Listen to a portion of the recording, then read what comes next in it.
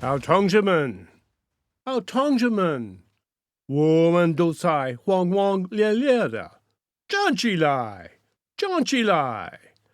Welcome to the 248th edition of China Now, with your gang of two, Nan Su, who is the senior investigative reporter for Epoch Times, and yours truly, Michael Olson, who once dreamed in Chinese of going to live there, but who was dissuaded from doing so by the great helmsman himself, Mao Zedong.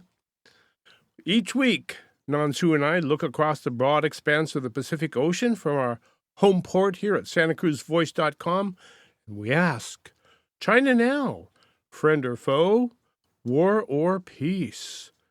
Well, ni hao, Nansu. Hi, Michael.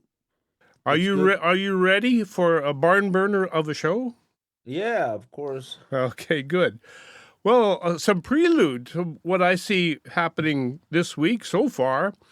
Down with the CCP riots in Sichuan, and also riots against the Chinese in Pakistan and Angola. We see 107 dams have dumped their water on Beijing.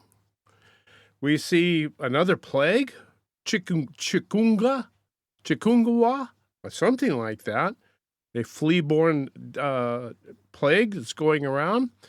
We see the 82nd Route Army has been assigned to go to Beidahe, and we see that Premier Li Qiang has been sidelined from his position in the Politburo, and we even heard a rumor that the U.S. Embassy issued a Depart China Immediately alert. But I have seen nothing to back that up. So, Nansu, it seems like the whole world is going crazy over there in China. Yeah, well, it's important that we stay calm and see what's happening so we don't strategically make a misjudgment of what the situation is. Many news you just mentioned, we didn't report it. I did see them on the internet, and there About are the people. evacuations, you mean? Not the evacuation. I don't know if it's. I didn't see the evacuation of U.S. embassy. I didn't even see that. And but about the 82 root army Right. uh, go to Beidaihe. Now rumors said that's a military coup, but to me, I mean, common sense tells me that military coup it's a secret operation, or otherwise it's not going to be successful. But now we have like across the Pacific Ocean, the internet influencer already know that. That tells me that's not a secret. So I don't know what's going to happen. Any coup to me, it's welcome, but I will stay calm and see if there is any credible media channel actually report it. Right. Perhaps that's something we can chew on in the second hour. Has there been a coup at Beidahe? Well, we don't know. We don't know. I'm not really really optimistic about that. But hey, anybody who raise up to against the CCP, even if it's the CCP going up against the it doesn't CCP. matter. Yeah. As long as there is some sort of riot going on in China, it's always trouble to the CCP. So, but however, it's important that we realize um, we are in the period of time period that any time, any day, a war can break out in the Western Pacific. So the war is imminent in the Western Pacific. So therefore, we need to make a right judgment about what's happening, and so that we don't make any strategic mistake at this point. Amen.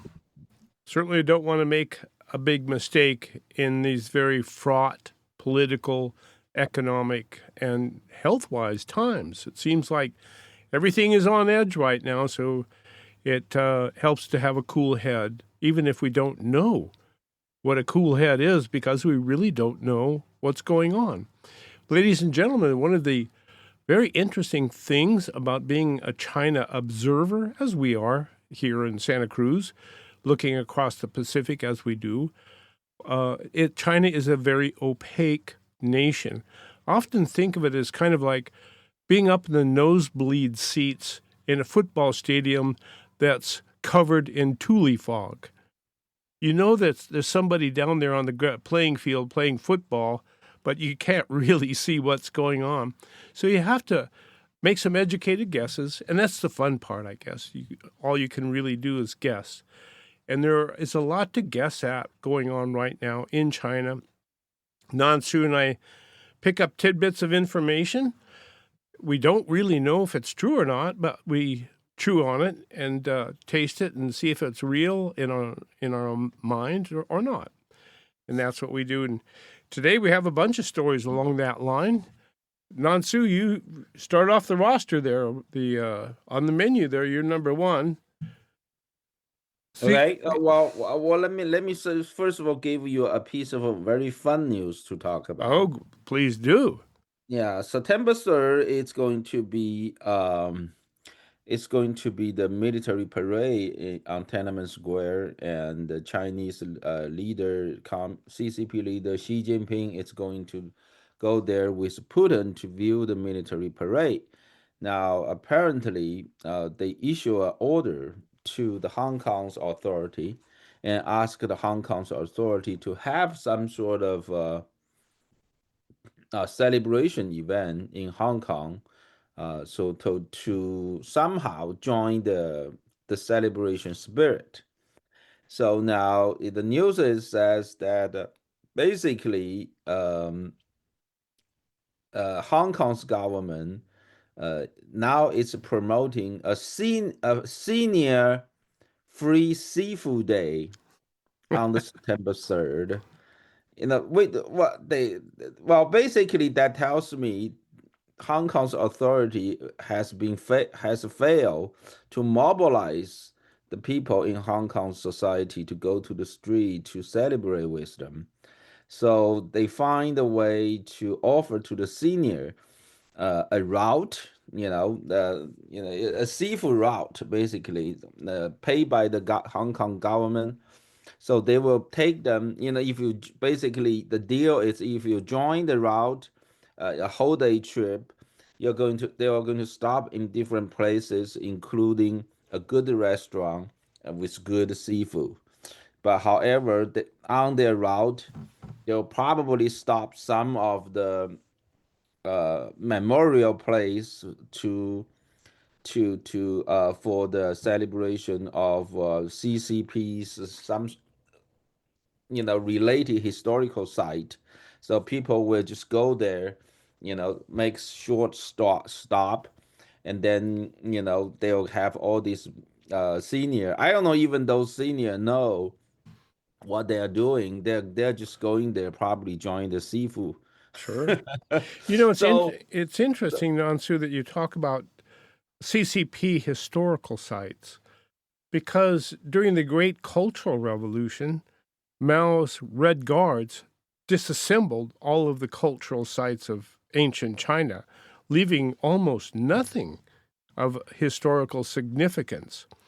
And now, if you want to find historical sites in China, most all of them have been reconstituted in cement and rebuilt. So they're really not historical sites per se, they're well, reconstituted sites. right, those the historical side not really related to a traditional China. Right. They're going to stop by those historical sites to celebrate some of the historical activities conducted by the CCP during maybe World War II or Civil War. Basically it's some place that's a memorial site that's related to the historical activities of CCP. There So you then go. those senior they will group together, in front of some of memorial monument or pictures, or some of the journalists, CCP mouthpiece reporter will be there, take their picture, they'll write a big report, and then that's it. That's how the Hong Kong authority is going to accomplish what CCP, what Beijing want them to do, a celebration. Put a show on for us, Yeah, right? yeah, yeah. It's a show. So, and for for most of the people who are joining the show, they really just go there for seafood. There you go, free food. It's like most cases. If you say free food, I'm on the way. Right there, I'm Uh, there.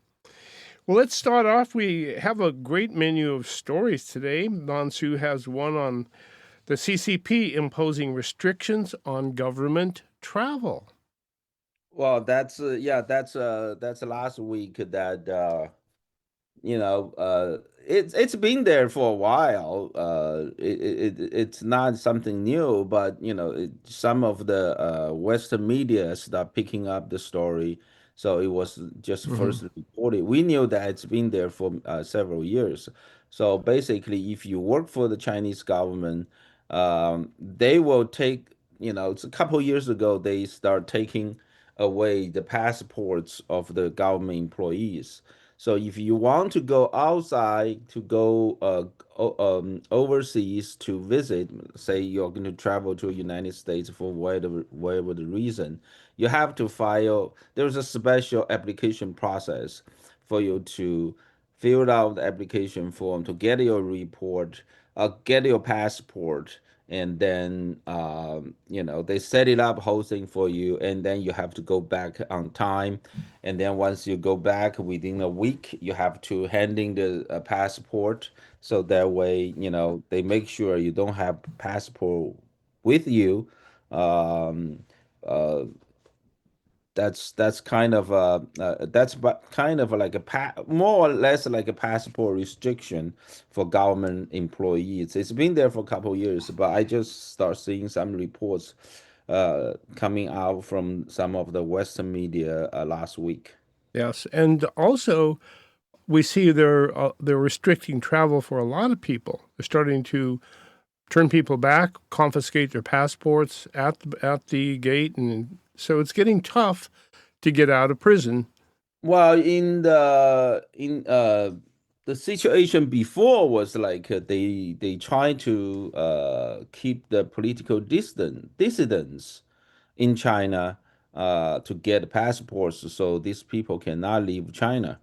So they kind of like control your freedom. But now they worry about the government employees of the CCP government. They, there were several reasons. One reason is they're trying to see they right now they're going after everybody, right? To because the government's out of money, so the anti-corruption is really become a money and budget campaign. So they will put these corrupt officials there and then take away Get their money. get the money, right? Take them away and get the money. Now they are so so the first thing is they want to prevent all these corrupt officials from leaving China, With all their right? money. And with all the Mhm. money, right? Of course. Now, even your money, it's already out, say it's saved in the Swiss bank. Now, as long as all these people and their families are still there, still they have a way to get them back, right? So that's why there are restrictions being put out there to to to s- to prevent all these officials. They are possibly are going to be under investigation to leave China. That's one thing. And another thing is, of course, there are more and more situation like there's a lot of social chaos happening in China, and then they want to stabilize the government. So they don't want all these government employees have the freedom to go to leave China. So the government employees are closely watched so that they can keep the stability of the government. Now, also, we see where some of the very wealthy people in China are trying to get the heck out. I think Li Kai-sheng the Hong Kong C.K. Hutchinson. C.K. Hutchinson is trying to sell all of his developments in China at, from what I understand, is greatly discounted prices because that's probably the Well, only. he doesn't have much left in China. So he started selling, his business in China. I think it's back in somewhere 2014, 2015. He already started selling them. So Okay, he is a very smart guy. He's trying to get his business out of China, and he probably still have some, needs in C.K. Hutchinson, Li Ka-sheng, rich one of the richest men, business tycoon in Hong Kong. He still, even though he already got out most of his money and reinvested. I heard it was reinvested into Europe. I don't know which country specifically, but he most of the business are already out of China, but he probably still have something left there, so for whatever the reason, but now he's just try to get out. everybody's trying to get out now. Yeah, We talked about Li Ka-sheng last week, I believe it was, in relation to his trying to sell his port industry, the ports that he has around the world, yeah, especially 43 ports total yeah, around the world. especially the ones that are the in and out of the Panama Canal. So essentially, he controls the access to the Panama Canal with his two ports, and the United States is trying to buy it, or a company in the United States, I think it was BlackRock, Yeah, perhaps. yes. BlackRock's trying to buy it, and the CCP says not going to happen. So there is a standoff there with respect to those ports and who owns them and who does not. So that's something for us to watch as we move along here. I have another piece of news and follow up on you.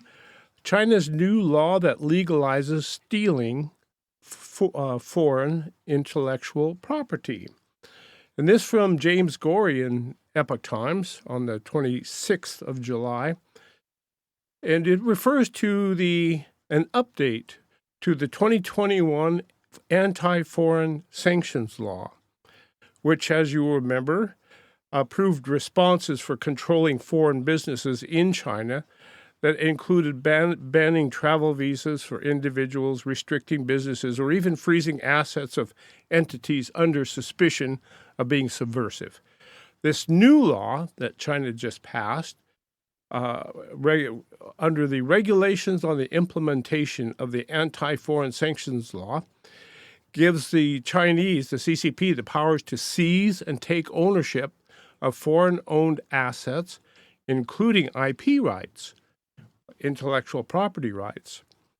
And then anybody who is identified by the CCP of being subversive or participating in drafting sanctions against China is now subject to the seizure law. So if they see you doing something that they don't like, they can seize everything. It's assets that are clarified as cash, bills, bank deposits, securities, fund shares, equity, intellectual property rights, accounts receivable, and other property. So this Article 7 gives the Chinese authorities the right to seize and freeze foreign IP of almost any kind. So, and the law significantly lowers the bar for the Chinese authorities so that even minor or indirect involvement will count. Now, the interesting thing about this, Nansu, is that China is trying to attract foreign investment into the country.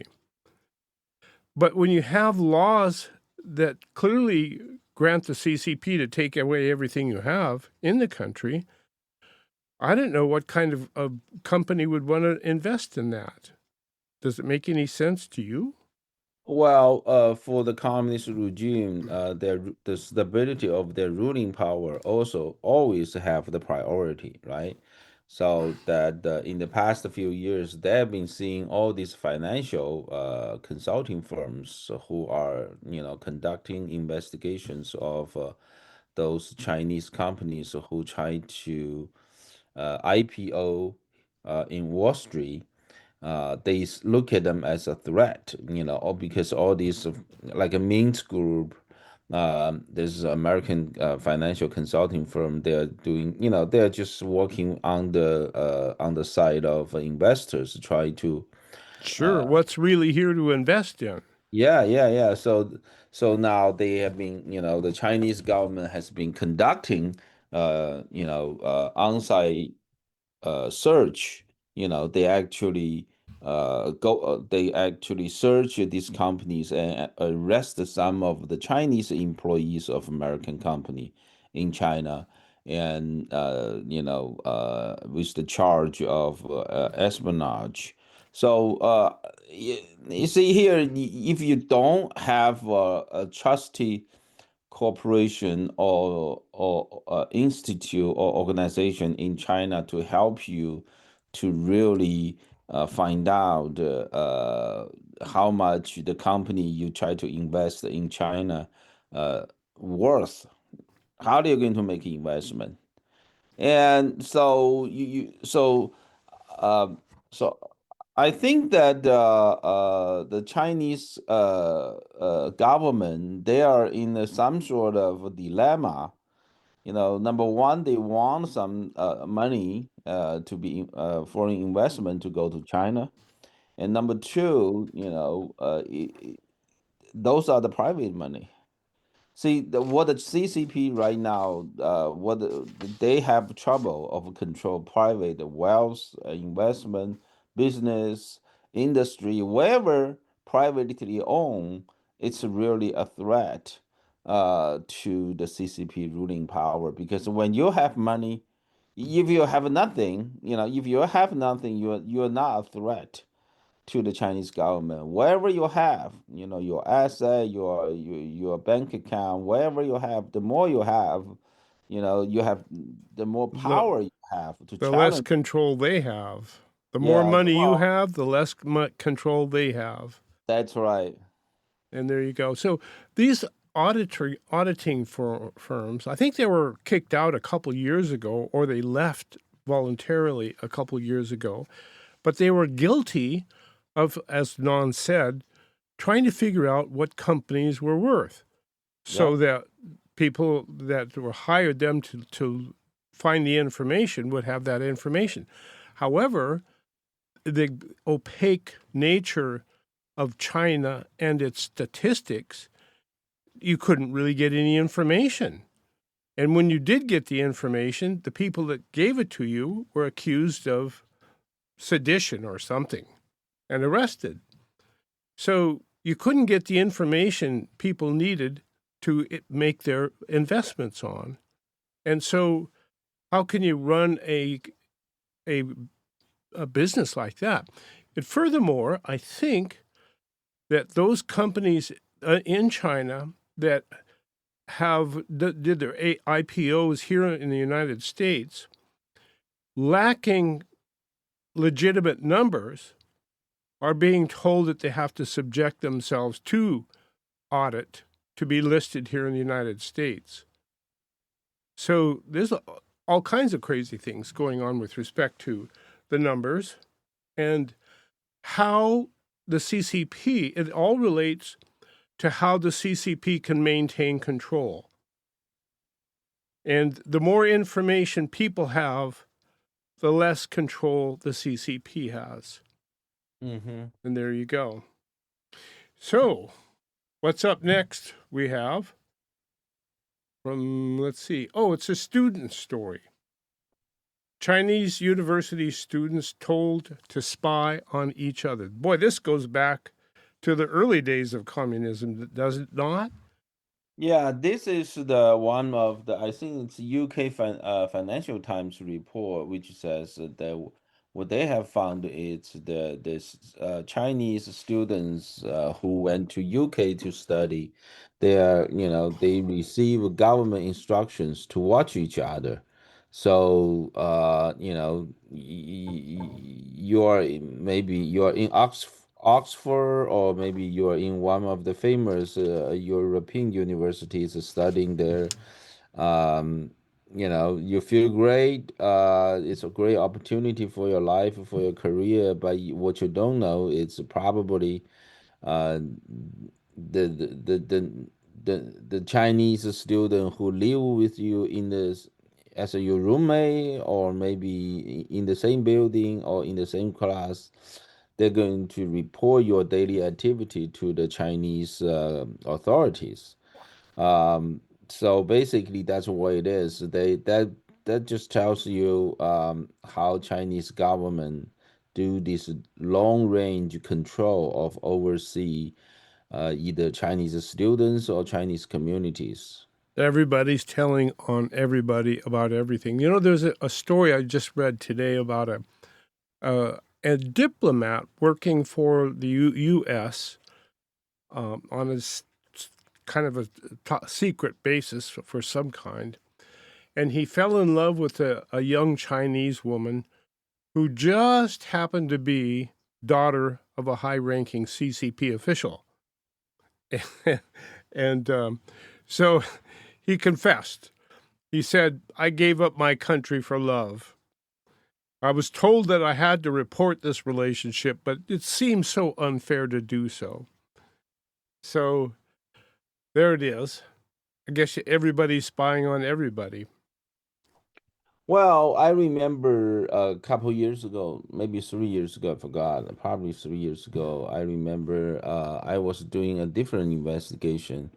And then during the investigation, what I found is the Chinese consulate, the CCP consulate in San Francisco, they actually will make this student gathering of all the major universities, the leader of Chinese students in all the major universities in Northern California to do routine political studies. Once they will set up the schedule once couple months, maybe once a month. They will have all these student leaders from different campus coming, and then they will study all the political The thoughts of Chairman Mao. yeah, yeah. Well, not necessarily. Yeah, Usually it's the Xi Jinping's latest speech or that kind of right, thing. right, right. So it's Xi Jinping thought as it Yeah, relates to socialism in the new era. Something right. like that, right? Okay. We're going to take a quick break, ladies and gentlemen. This is China Now with your gang of two, Nansu and Michael Olson. When we come back, we have more stories. Next one up, the China draws the red line on U.S. chip tracking. Ooh, that sounds exciting. So hang in there. We will be right back after these messages. Hi, folks. Warren Knox here of Knox Roofing. I thought I'd share a few statistics with you. Do you know how long a frog can hold its breath? 4 minutes. Do you know how many nails the average roof requires? 7,000. What's the percentage of roofing companies that will be out of business after they've installed a roof? 80%. Here at Knox Roofing, we're still going strong, exceeding 15,000 homes now. Give us a call here at Knox Roofing at 461-0634. Thanks, folks. I've got a question for you. Do you want a lower car payment just by making a phone call? You know, most people buy a car and they pay whatever the car dealer says their interest rate is, and they forget about it and make payments. But did you know there is a secret in your contract that allows another company to refinance any car payment to try and lower it? It's true. There is indeed a company out there that knows the ins and, more importantly, the outs on car loans, and they know how to lower your current car payments. It's easy and fast, and you could have a lower car payment next month. Make this free call right now and find out if you could lower your existing car payment. Call the Car Savings Hotline right now. The call is free. Call now, 800-471-4435, 800-471-4435, 800-471-4435. That's 800-471-4435. Attention content producers. You can have access to a complete digital media production facility at Satellite Co-working and Digital Media Studio on SoCal Avenue. Easily rent video and audio equipment, a studio with green screen, editing suite, and audio booth, all at can't say no rates. Schedule a tour to see for yourself at satellitecoworking.com. Mention Santa Cruz Voice for 20% off your first reservation.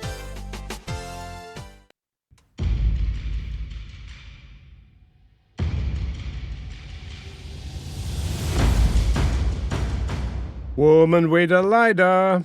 Woman 是中国现在.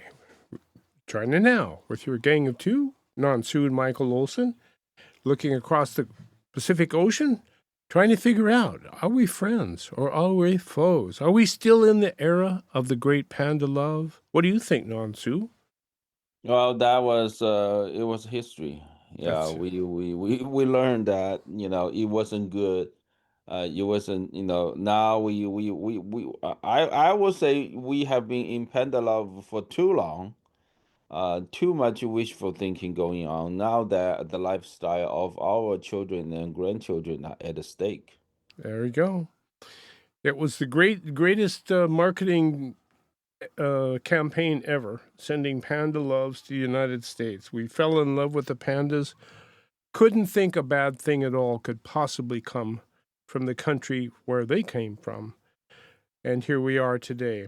Well, one of the things we're squabbling about with China is the chips and the rare earths, right?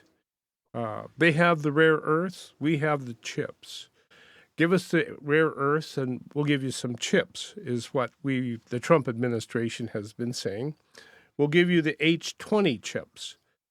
Now, Beijing sees an opportunity over this chip war to take a stand against the Trump administration's plan to track high-end chips. Now, what does tracking high-end chips mean?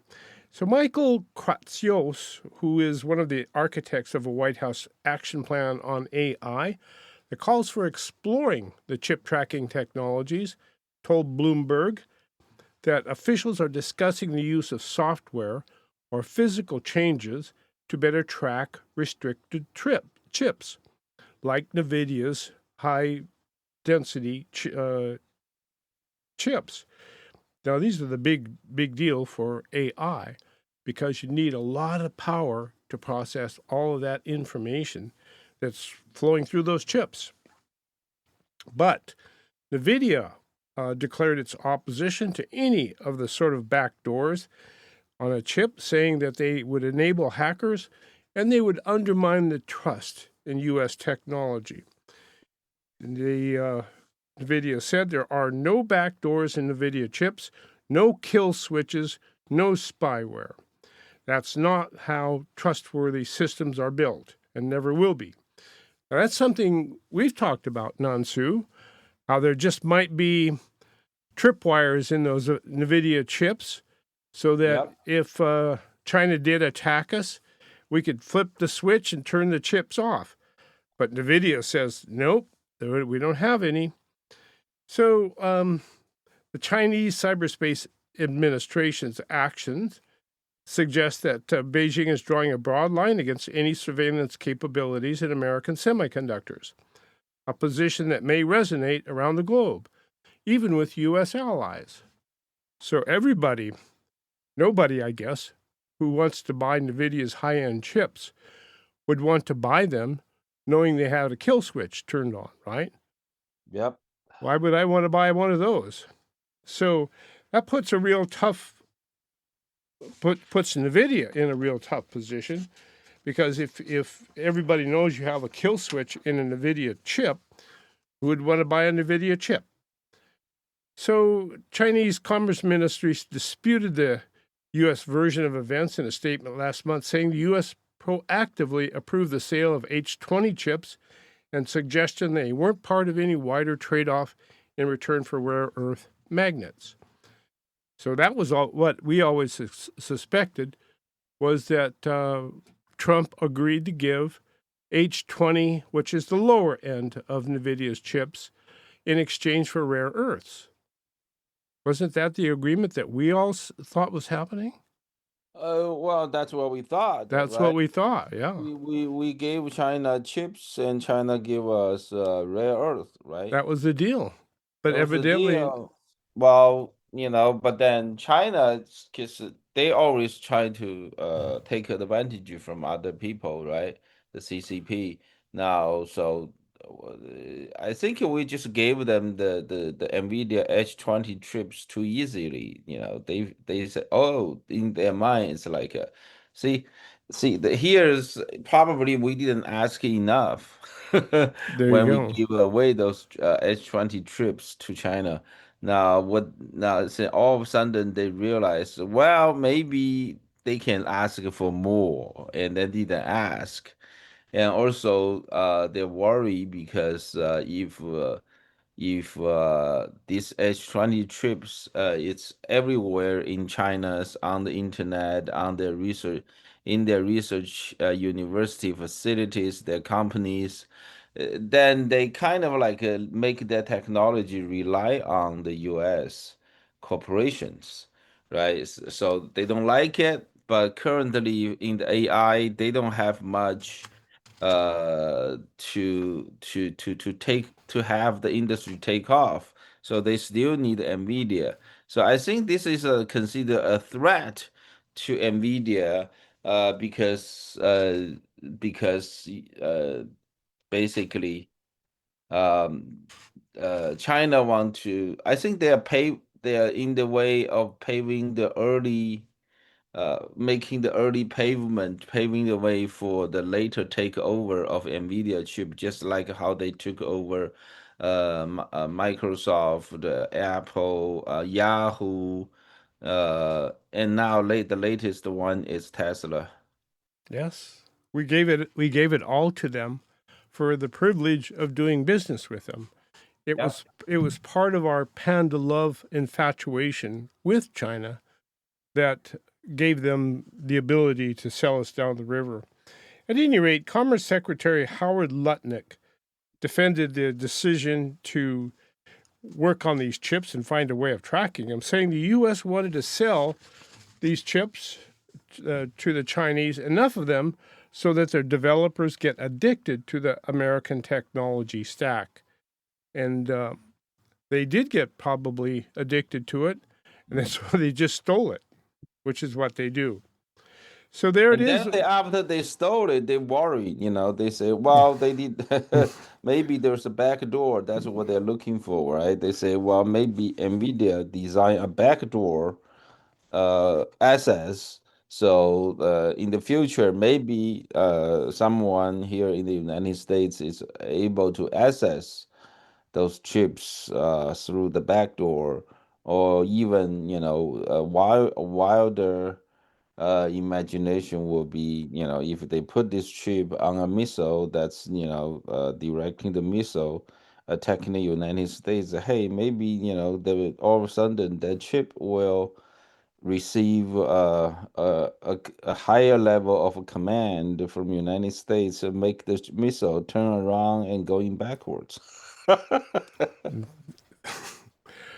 Or at least just fall out of the sky, or who knows what. Yeah. And so, but as we speak, the NVIDIA chip is the only game in town when it gets down to the. Well, the most dangerous part is, they're openly selling the B200 NVIDIA chip is like which is like the latest the Selling technology. them like popcorn on the streets, Yeah, right? yeah, they're just openly sell them with a price, and then Chinese government didn't do anything to stop them because this is a piracy issue, right? Well, if we can get them addicted to the American technology stack, as Howard Lutnick suggests, perhaps it would be a good deal for us. But I don't know. If we do get them addicted to it, I suspect what they'll do is steal it, like they've stolen everything else. So why not steal this? If they can figure out how to make it, they will, for sure. So next up, we have a story about generals attending the PLA Anniversary celebration. Question is, which generals didn't attend? Well, that's August 1st, right? August 1st is the anniversary day of PLA. It's called PLA Day, basically. It's to celebrate a military coup that took place on August 1st, 1927, and which was considered as the original establishment of the CCP military. So now this year, well, what they do is they will the Defense Department will host a big party. That all the high level generals and prominent people, and plus some of the heroes from the military who will join the party. Well, so they will make the celebration.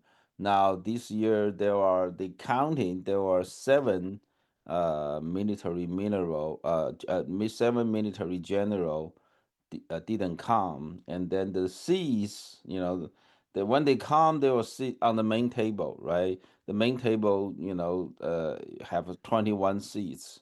Now, last year they have 19 generals plus two administrators that's related to the defense industry sitting at that table. Now, this year there are seven generals missing, and the seven general missing, and then those seats left by the seven generals are, you know, are occupied by seven military heroes.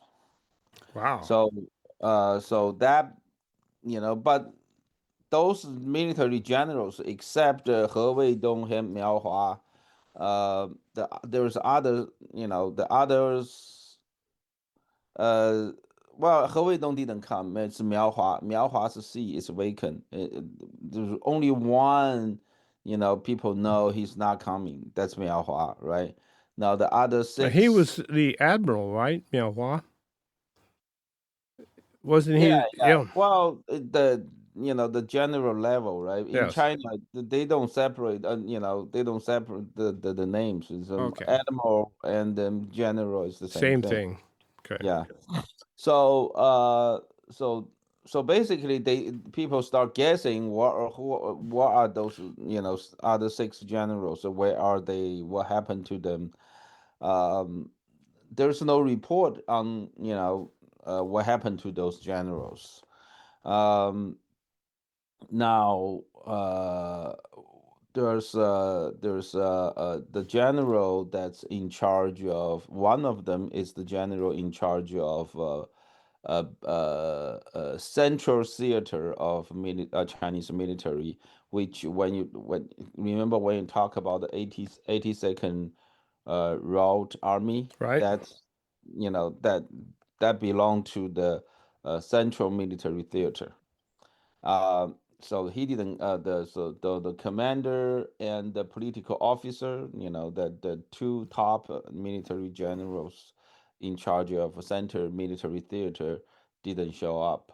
Now, So, so when they don't show up, yeah, it's a there's so good many of them indication that don't show something up. is amiss. Well, not necessarily. So we don't know. I don't want to guess. I don't Okay. want to make a guess of what happened to those people. It's a black box. Why do you want to guess? Just wait, and then you're gonna find out. Because guessing is fun.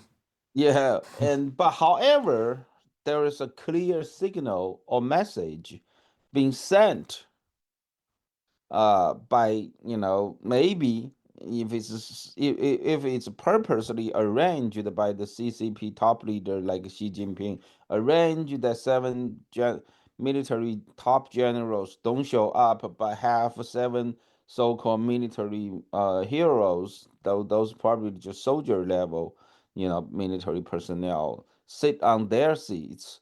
I think there is a possibility, Xi Jinping tried to send a message to all the generals or military officers that if you listen and if you follow Xi Jinping's order, then even you are a soldier, No, those are military heroes. Sure. They of course Xi Jinping liked them, right? Right. Otherwise they wouldn't put there. So if Xi Jinping like you, if even you're a soldier, you can sit in the seats of general. And if you're a general, if you don't listen, it doesn't matter. You're going to be removed. You're going to be cleaning out the latrine in the back 40. Right. All right. So there is if it's so specifically arranged by Xi Jinping to happen this way, then I think that signal is clearly sent to all level of military officers. Well, that's something we hope to pick up here in the second hour, or try to unscramble everything. But before we go to the top of the hour break, I have a story out of Montana, which is where I'm from. So recently there was a shooting in a bar in Anaconda, Montana, which is a little town outside of Butte that used to be the richest hill on earth. Butte did. At any rate, Army veteran Michael Paul Brown is accused of killing 4 people and remains at large. So he walked into a bar at 10:30 in the morning, shot the bartender, 3 other people, and disappeared. So a relative of one of the victims told reporters mental health is real. And he was referring to Brown's long documented struggles with multiple mental health labels that have no objective way to be verified by brain scans, blood work, or x-rays, including schizophrenia, post-traumatic stress disorder, and bipolar disorder. So here's a guy that's been going through a lot of trouble mentally for a long time. And he's being treated by the state of Montana, of course. But Montana's response to mental health challenges has come under intense scrutiny because of the outsourced control of the entire mental health system to a global consulting powerhouse tied to the CCP. So, Montana is outsourcing all of its mental health issues to an organization tied to the CCP. Weird. So the interesting thing about this is the $300 million contract going to Alvarez Marsal, a New York-based firm partnering with Chongzi Group, a Chinese state-owned conglomerate. Beyond Montana, concern is mounting nationally about states outsourcing mental health administration or data managements to firms with Chinese partnerships or ownerships around private data privacy, security, and sovereignty.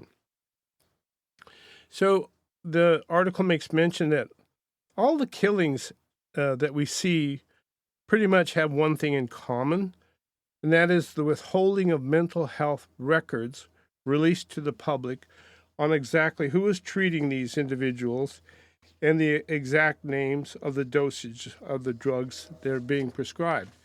Now, that's something that I've always thought should be released to the general public. But instead of us knowing what's going on here, the CCP knows. Yep. We give the control of our treatment of mental health to the CCP. And I guess I just find it frightening. So the HIPAA regulation includes important exceptions that allow disclosure of mental health information without patient consent, especially when there's a risk of harm to the patient or others. The phrase mental health is real carries a double meaning: the genuine struggles of patients like Brown and the troubling reality of a mental health system vulnerable to corruption, foreign ties, and inadequate local accountability. So here you have a soldier who went through it and came home without it anymore and doesn't know where to fit in or how to fit in. And so one day he wakes up, goes down the street to the bar that's open at 10:30 in the morning, walks in and shoots the bartender and 3 people in the bar, walks away and disappears. So he's out there somewhere. And we seem to see a lot of this, Nansu, of individuals losing control of themselves. And I would suspect most all of them are related to the drugs that they're being given. Fentanyls? No, I think the antisocial drugs, the psychotropics that they give mental health patients, the SSRs, RIs, or whatever, the serotonin uptake reinhibitors. And I think all of them, if we knew what they were taking, it would reveal to us, that we really do have a big problem. And I suspect most of those drugs are coming from China because they're making most of the drugs. That's true. And there's not much we can do about it, I guess. Well, at least it's a good thing we want to find out now instead of years ago we didn't even want to know what's happening. Yeah, now we open our eyes. We try